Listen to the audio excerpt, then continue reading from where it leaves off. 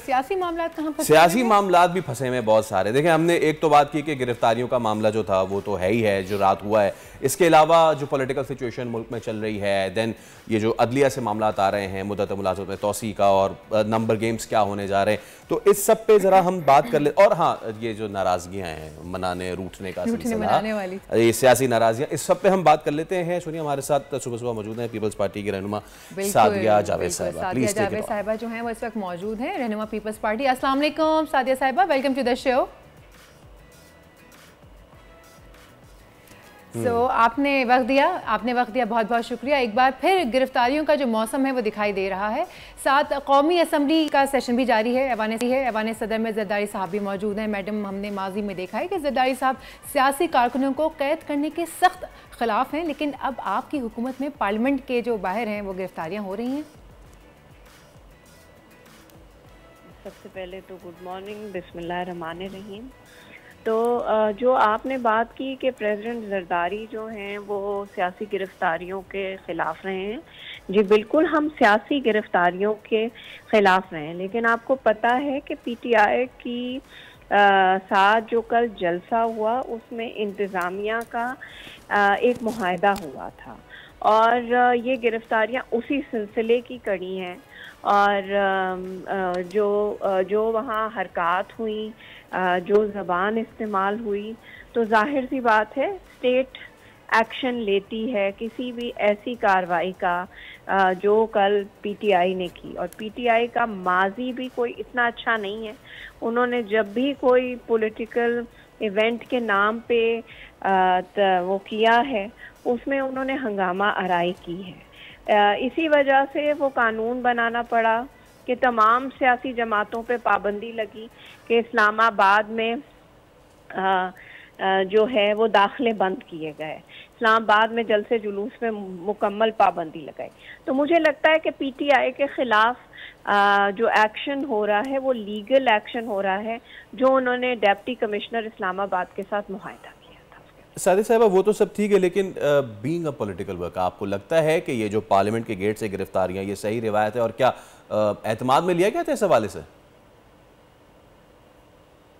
देखिए, पार्लियामेंट के गेट से और पार्लियामेंट लॉजेस से आपको याद होगा दरवाजे तोड़कर एमएनए और एमपीएस को गिरफ्तार किया गया था। ये अमल हमने उस वक्त भी कंडेम किया था, और आज भी मतलब ये मुनासिब बात नहीं है कि ये इस तरह की कार्रवाइयाँ होनी चाहिए। लेकिन जाहिर सी बात है कि पुलिस ने जो मुआहदा हुआ था उसके खिलाफ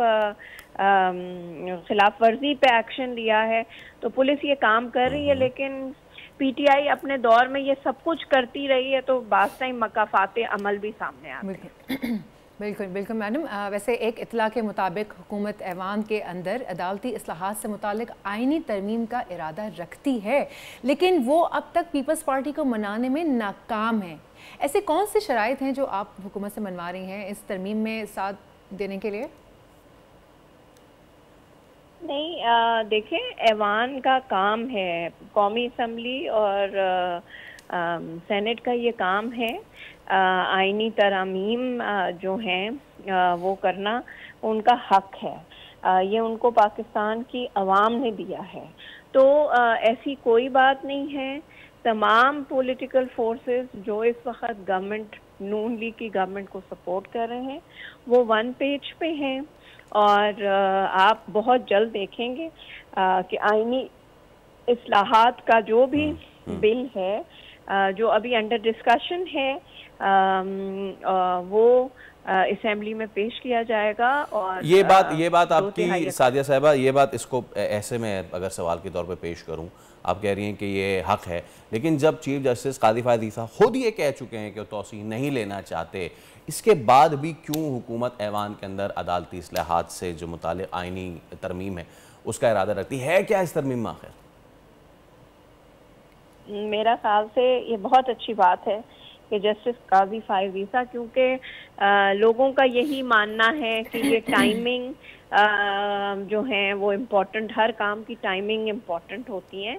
अब जाहिर सी बात है, अब ये तो तय हो गया ना कि जस्टिस फाइज ईसा कंटिन्यू नहीं करेंगे, वरना तो शोर यही था कि चीफ जस्टिस फाइज ईसा को कंटिन्यू कराने के लिए आईनी तरामीम लाई जा रही है। देखिए, आईनी तरामीम वक्त की ज़रूरत होती है, वक्त के साथ तरामीम की जाती हैं।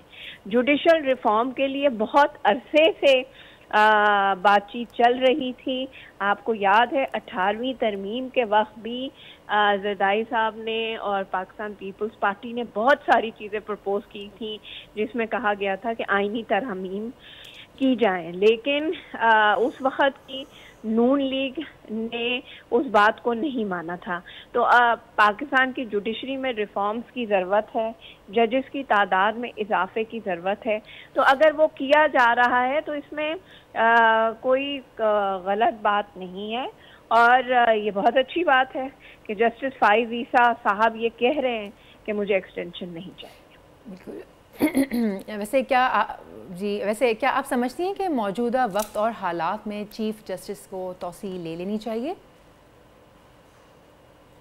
देखिए, जाहिर सी बात है, मेरा पर्सनल ओपिनियन बिल्कुल ये है कि एक्सटेंशंस नहीं होनी चाहिए। सिर्फ चीफ जस्टिस की बात नहीं है, किसी भी इदारे में एक्सटेंशंस नहीं होनी चाहिए। मुल्की हालात होते हैं या जैसे कहते हैं कि जी फ़ौज में, तो देखें वो अगर पीपल्स पार्टी के दौर में जनरल अशफाक परवेज़ कियानी साहब को एक्सटेंशन दी गई थी तो उस वक्त मुल्क हालत जंग में था, वॉर ऑन टेररिज्म जारी थी। वो एक वजह थी, एक मजबूरी थी जिसके तहत उनको कंटिन्यू कराया गया। तो अगर मुझसे ज़ाती राय कोई मांगे तो मैं ये समझती हूँ कि एक्सटेंशंस नहीं होनी चाहिए। जब ओहदे का वक्त ख़त्म हो जाए तो बाइज़्ज़त उन शख्सियात को घर जाना चाहिए। अच्छा साथी साहब, कल सुबह बिलावल ने भी अहम कानूनी माहिरीन को इस्लामाबाद बुलाया था, क्या हुआ था उस मीटिंग में?